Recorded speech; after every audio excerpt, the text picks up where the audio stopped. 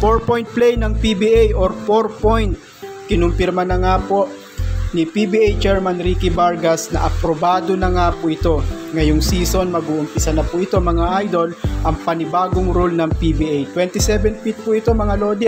Mas malayo ito sa 3-point shot or 3-point line ng PBA. Ginawa na ito ng PBA noong All-Star at nakita naman nila kung paano nag-enjoy ang mga player at ang mga manonood. Maaaring ito ang dahilan kaya nila in-implement ngayon ito at ipatutupad. Maaaring makatulong daw po ito para maiangat palalo ang PBA.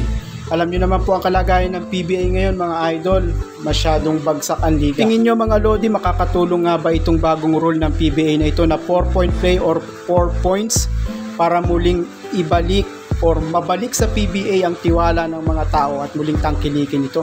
Or magiging dahilan pa ito para lalong bumagsak ang PBA or magmumukhang katawa-tawa pa ang PBA, lalo na kung ikukumpara sa ibang liga dahil sa rules na ito? Ano sa tingin nyo?